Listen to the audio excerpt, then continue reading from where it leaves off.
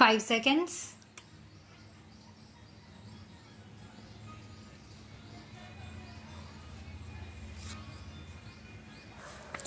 I am thankful to all the honorable members who have participated in the debate. Some honorable members expressed certain reservations about some of the provisions of the bill, but all the same, it has been a brief but very interesting debate. My friend expressed certain views.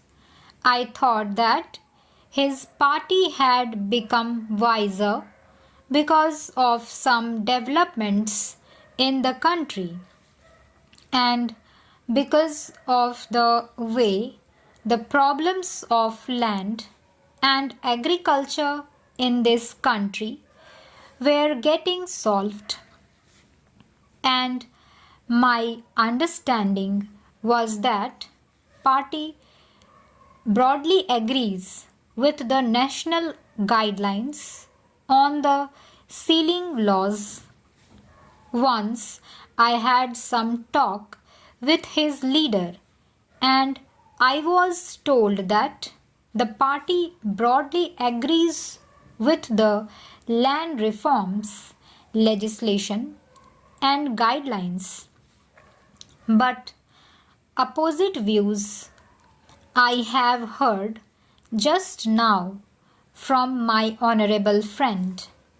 Sir, these broad guidelines and the national sealing laws have been broadly accepted in this country as part of the land reforms, and there has been, by and large, a part of the land reforms, and there has been, by and large, a general consensus irrespective of party platforms.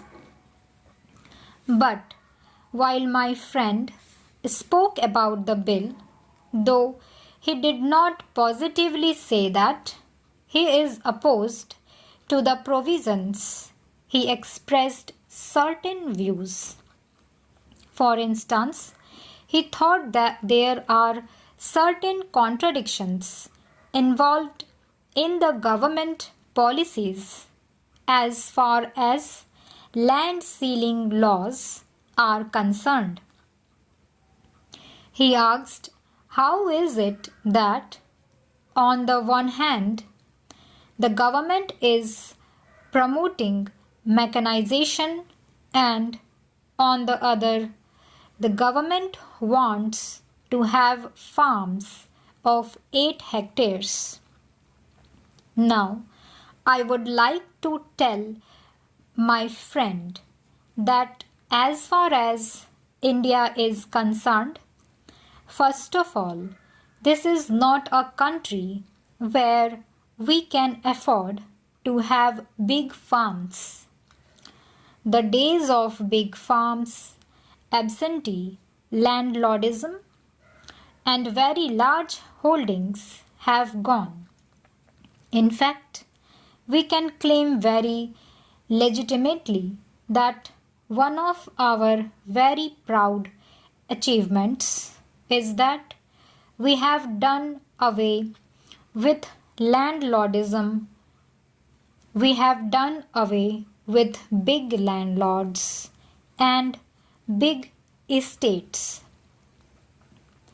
We want this country to be a country of small farmers. But there were certain persons, certain individuals, certain categories of persons who had in their possession very large holdings. I do not think they can have it now. But naturally, whatever may be the problems of agriculture in this country, we have tried to find solutions in its own background. We cannot follow the pattern of either the Soviet Union or America. If international experience has any lesson to teach us, it is that even small farms can be productive farms, can be paying farms. For instance, take the case of Japan. My friend may be aware that the size of Japanese farms is less than the average size of our farm holdings, but even then they are highly mechanized and they use small tractors and power tillers. So, there is no basic contradiction on our scheme of things. We do not contemplate that every individual should own a tractor. In fact, what we are trying to help and support in this country is that tractors and power tillers should be available either through cooperative societies or through service centers or through agro industries corporations. So, there should be an institutional framework to provide adequate draft, power, and necessary machinery for cultivation.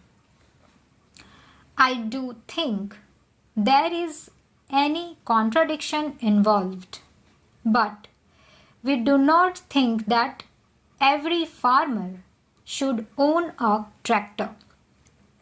He also made a statement that there is no ceiling on income from business, and why should there be a ceiling on land?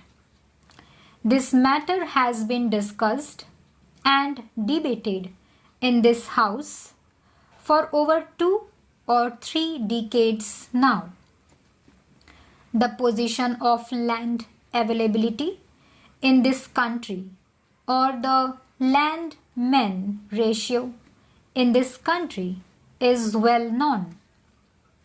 If a few persons are allowed to have large holdings, it would have created lot of tension in the countryside.